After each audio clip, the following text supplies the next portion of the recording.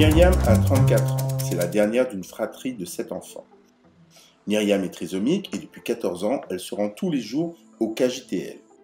C'est un centre d'activité de jour et d'initiation au travail et loisirs pour les adultes souffrant d'une déficience mentale. Quand on passe autant d'années de sa vie dans un endroit, des liens se tissent. Entre éducateurs et usagers, des amitiés au rire, aux pleurs, craintes, joie, tout se partage.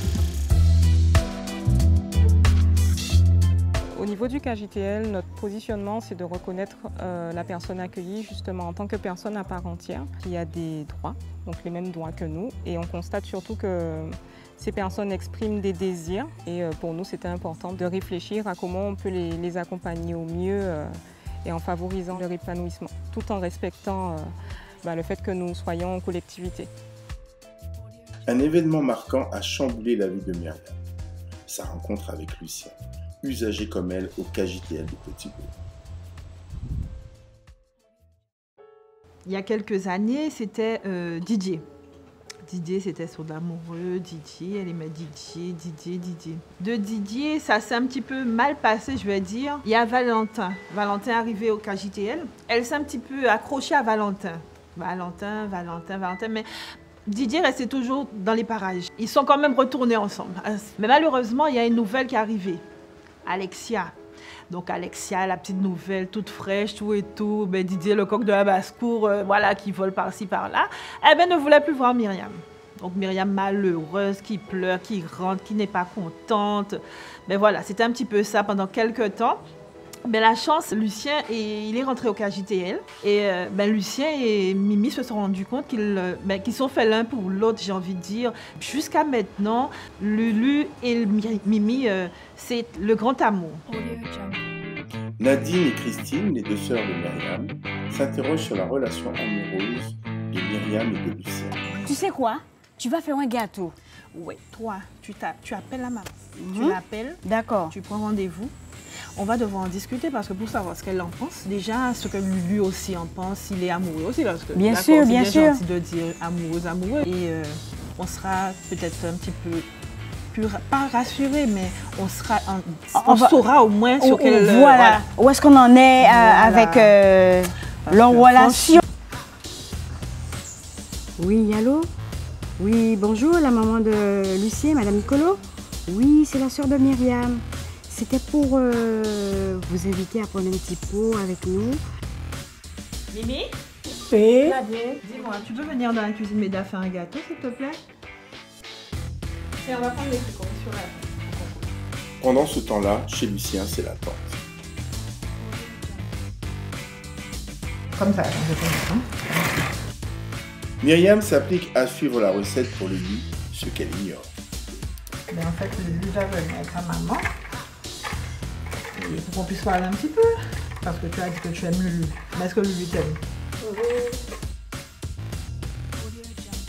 Alors, les usagers ne nous interrogent pas directement sur la manière dont ils peuvent vivre cette relation. Ils viennent simplement nous faire part de ce qu'ils ressentent, même parfois des problèmes qu'ils peuvent rencontrer. Mais du coup, c'est plutôt nous que ça interroge et on se demande aujourd'hui comment on peut les accompagner au mieux dans cette question et dans la gestion de leur vie affective. C'est toujours par rapport à la déficience intellectuelle, c'est-à-dire que souvent les parents ont beaucoup de craintes et beaucoup d'angoisse par rapport à la question de la vie affective. Donc ce qui est plus facile, c'est de refuser, sans aucun jugement évidemment. Mais effectivement, on se rend compte que ça pose problème, en tout cas dans l'épanouissement de la personne. C'est qu'il y a la déficience intellectuelle, donc je pense que les parents ont peur que l'adulte ne soit pas en mesure de gérer tout ça. La peur qui va se poser aussi, c'est la question de la sexualité et éventuellement de la procréation. Et effectivement, c'est difficilement envisageable pour un parent, et surtout si l'on ne considère pas cette personne dans son statut d'adulte comme capable de penser pour elle, de prendre des décisions pour elle-même et par elle-même. Myriam, elle est en surpoids et en fait, elle rêve de se marier. Donc, maman lui a dit un jour, si tu veux te marier, tu veux avoir cette robe, en fait, il faut que tu perdes du poids, il faut maigrir.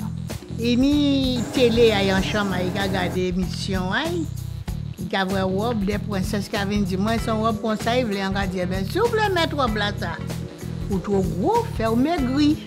Parce que gros monde va rentrer dans robe pour ça, alors ils mettent ça en taille. Et depuis ça, elle est à fond dans le sport. Elle fait du sport. Et bien sûr, elle a maigri, elle a perdu pas mal de kilos. D'accord? Donc je ne sais pas lorsqu'elle arrivera à son poids idéal ce qui va se passer. Mais en tout cas, elle est motivée pour pouvoir se marier. En fait, depuis que monsieur l'a voulu, nous ne marier, hein? Mais fait monsieur l'a voulu. Mon naïe, mais là, ça il voulait, nous pouvons marier. Mais comment ça, il peut rentrer dans ces robes-là, il a dit là? Alors, quand encourager des maigris. Tous les encouragements ont permis à Myriam de maigrir. Avec cette perte de poids, un avenir de mariage se dessine. Comme toutes les femmes, Myriam se projette dans sa journée de mariage. Bague, bouquet, gâteau et sa robe de princesse. La relation avec Myriam et Lucien, moi je dis c'est tout à fait normal parce que les enfants ils sont comme tout le monde. Hein. Ils sont encore, ils sont comme tout le monde. Et ils sont capables de faire un lobby comme tout le monde. Après une longue matinée d'attente, Lucien et sa mère arrivent enfin chez les parents de Myriam. Ah, la maman de Lulu. Bonjour. Soyez les bienvenus. Salut. Oh, Lucien, qu'est-ce que t'es beau. Donnez-vous la peine. Oh, ça fait plaisir. Ça fait plaisir. Ça va? Ça va et toi, comment tu vas? Ça va? Bonjour Lulu. Myriam et Lucien sont émus de se retrouver. Les deux familles partagent leurs sentiments face à la réalité amoureuse de Lucien et Myriam. Oui, mais il passe sur Madame Mignon. C'est vrai. Oui, moi j'aime Mignon. Oui, elle veut se parler. Oui. D'accord, eh bien, tu as du boulot, hein? Oui, du boulot. Mais d'accord. Parce que les à sa somme, mais il faut avoir du premier. Mais oui, mais oui. Oui, parce que c'est sur un deux dedans. Eh, Lucien. Hein?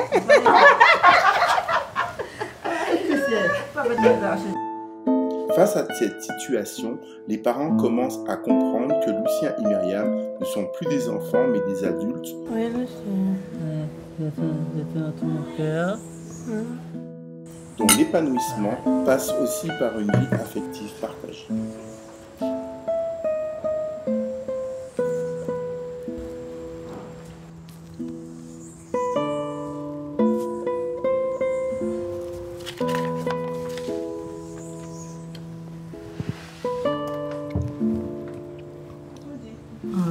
C'est de lui le cœur, hein? Toi et moi, on va se marier ensemble ce soir. Et je t'aime, mon amour. Et c'est tout belle.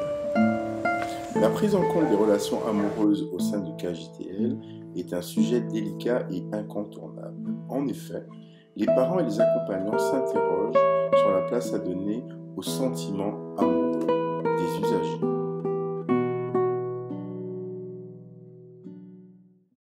Donc au final, on se rend compte que les personnes que nous accueillons ont des projets de vie similaires aux nôtres et surtout des projets d'autonomie. Donc ça peut passer par le fait d'avoir sa maison, d'avoir un travail, d'avoir une personne avec qui l'on partage sa vie et même parfois de fonder une famille. Ok. Ok, Lulu. Très bien. Ok, bien. Hey, c'est la photo. Allez, bye bye, Lulu. Ok, bye. Lulu. Ok, ok.